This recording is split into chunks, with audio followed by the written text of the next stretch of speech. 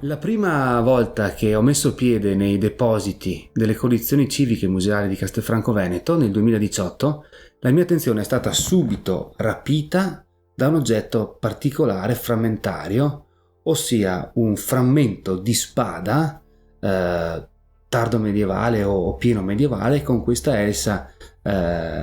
culminante in una mezzaluna. Bene, la fascinazione per questo oggetto, di cui poi magari parleremo meglio in un'altra occasione, è stata veramente il fattore che mi ha spinto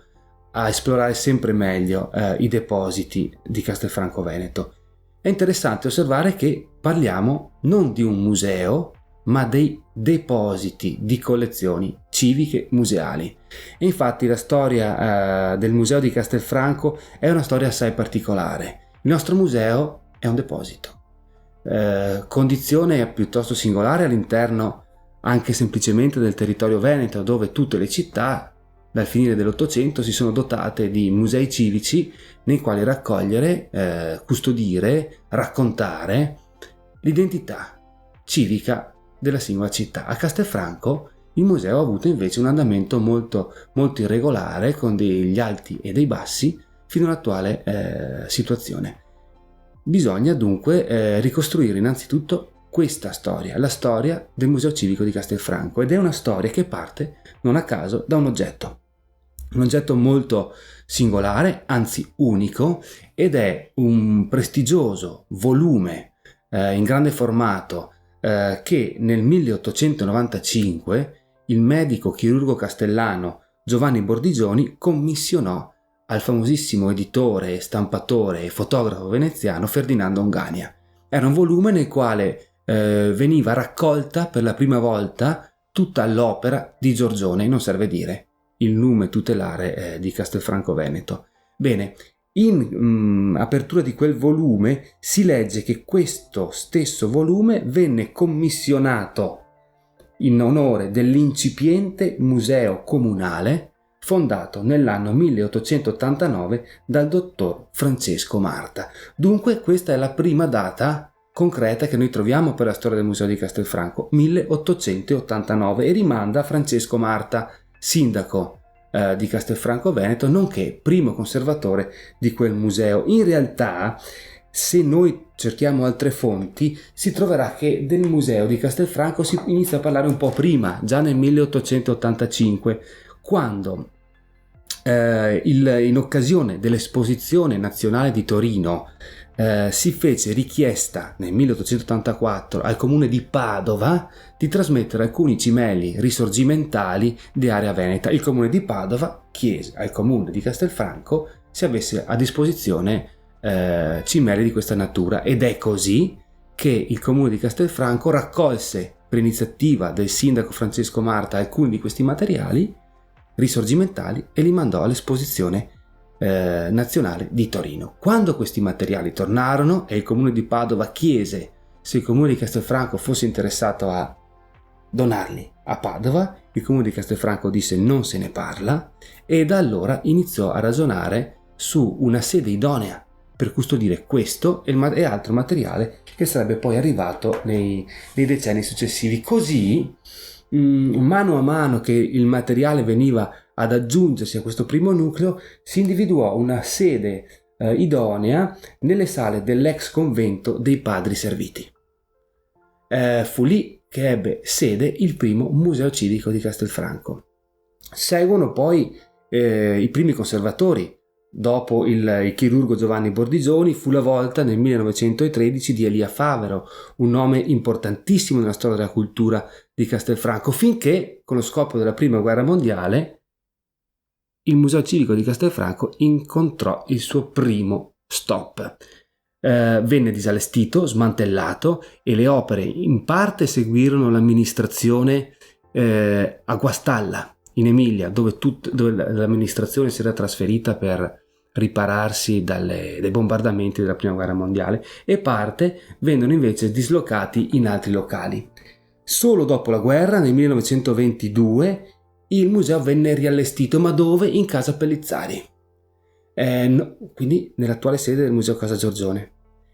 e non più nel museo dove stava prima, cioè presso l'ex convento dei Serviti. Soltanto nel 1924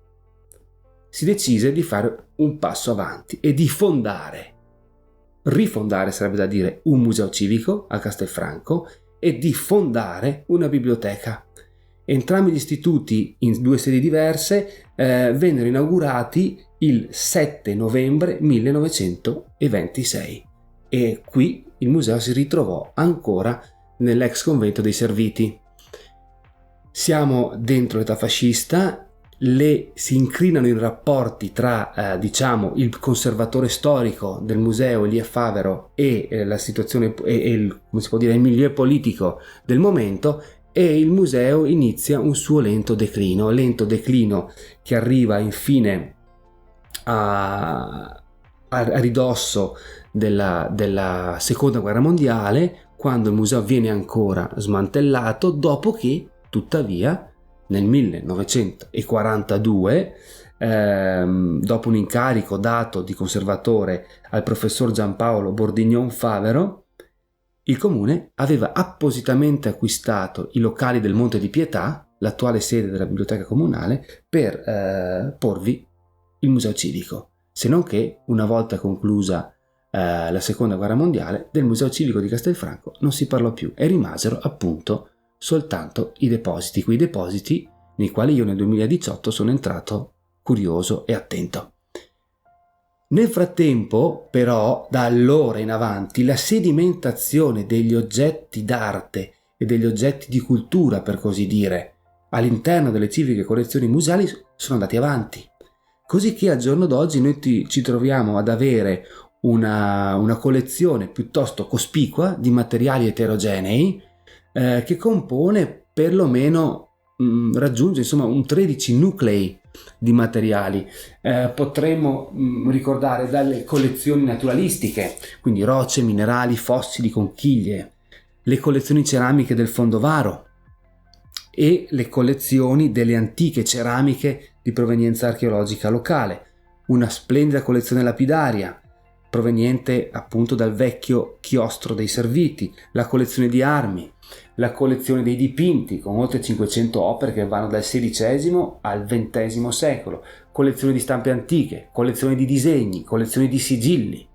collezione numismatica, collezione archeologica con materiali i più vari, la collezione di strumenti musicali Alberto Kosulic, acquisita molto recentemente, la collezione dei burattini e degli altri materiali di scena del fondo Beppe Pastrello e infine naturalmente la collezione di tutti quei beni della cultura materiale rinascimentale che compongono, diciamo così, il linguaggio espositivo del museo Casa Giorgione. Ora, per arrivare ad oggi a quello che abbiamo scelto di fare qui a Palazzo Soranzo Novello, dobbiamo annodare due altre storie.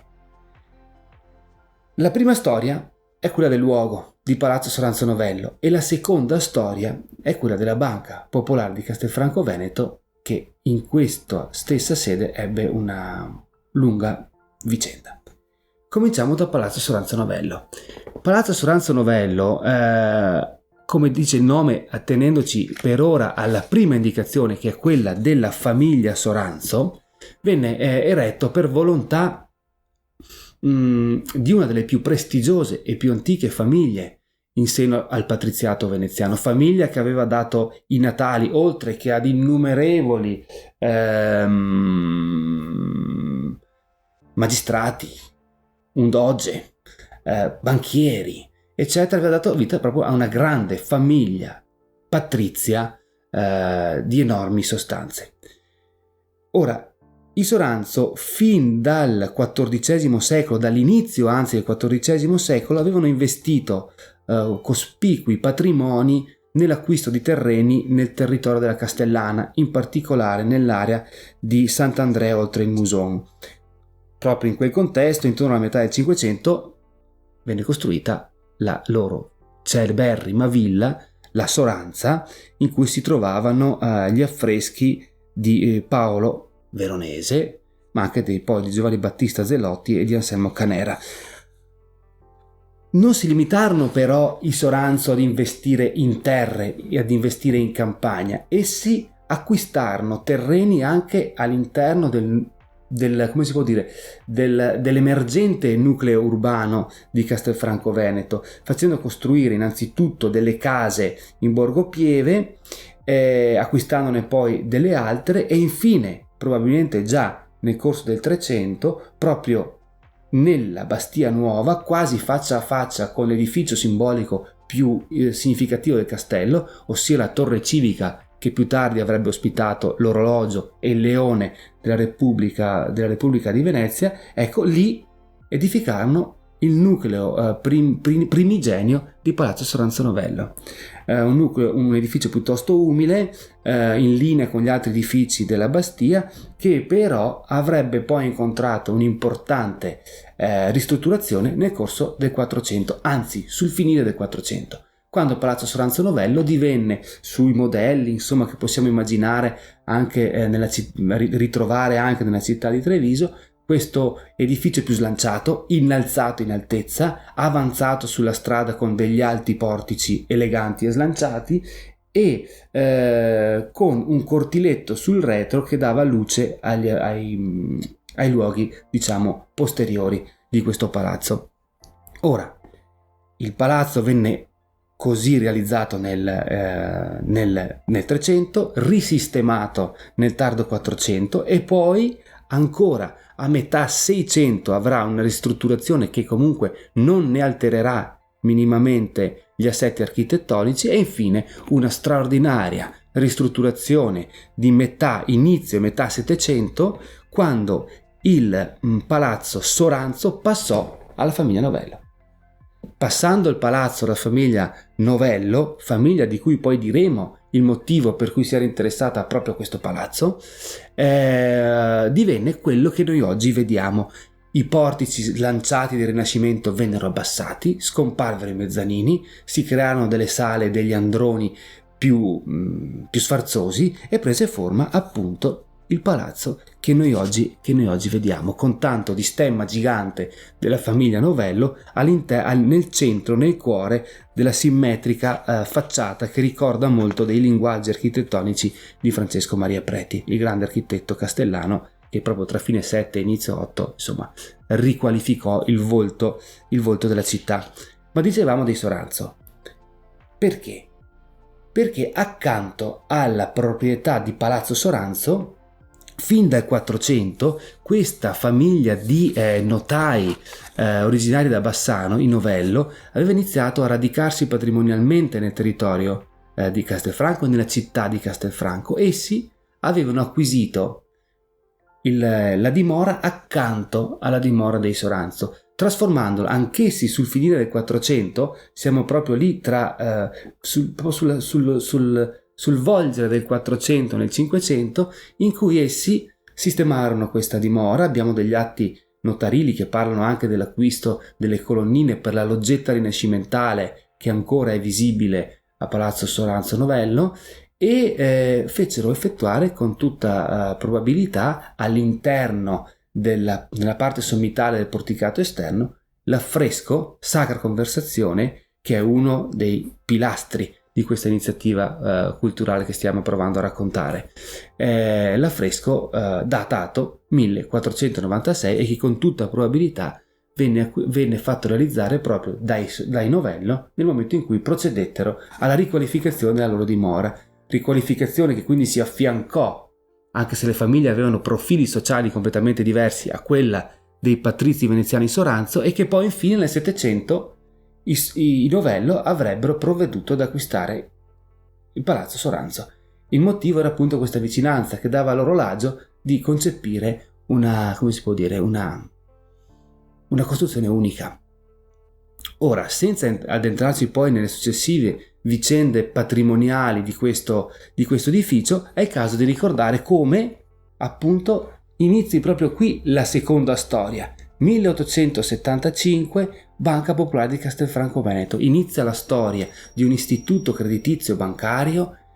destinato a rappresentare per la città di Castelfranco Veneto un vero e proprio punto di riferimento economico e finanziario. Accompagna la crescita della città lungo tutta la seconda metà dell'Ottocento e lungo tutto il Novecento, accompagnando, si può dire, la città dalla sua dimensione agricola alla dimensione che acquisirà poi, soprattutto nella seconda metà, definitivamente nella seconda metà del Novecento, di realtà industriale e di servizi, diventando la Castelfranco contemporanea. È una banca che i cittadini di Castelfranco hanno vissuto e hanno sentito propria, finché poi la banca, questa stessa banca di formazione, come si può dire, locale, è stata trasformata, è stata acquisita da Banca Popolare di Vicenza, e qui andiamo incontro alle note vicende fallimentari del 2017 che hanno portato al fallimento della Banca Popolare di Vicenza. Bene, la sede dell'antica Banca Popolare di Castelfranco Veneto fu Palazzo Soranzo. Palazzo Soranzo, Palazzo Novello, e quindi il nucleo complessivo di Palazzo Soranzo Novello. Questo luogo, con la storia che abbiamo visto alle spalle, e con queste due storie, direi, la storia del palazzo, o per meglio dire dei palazzi, la storia della banca, va a collegarsi ora alla storia del Museo Civico di Castelfranco Veneto. Perché? Perché nel 2021 il comune di Castelfranco ha acquisito Palazzo Soranzo Novello con l'intenzione di dare finalmente una casa e una dimora stabile ai beni che fanno parte delle civiche collezioni museali di Castelfranco Veneto, a quei beni, cioè, la cui storia abbiamo cercato fin qui di raccontare. E qui, a questo punto, dove le tre storie si intrecciano, noi abbiamo inventato l'iniziativa culturale che abbiamo chiamato Temporanea.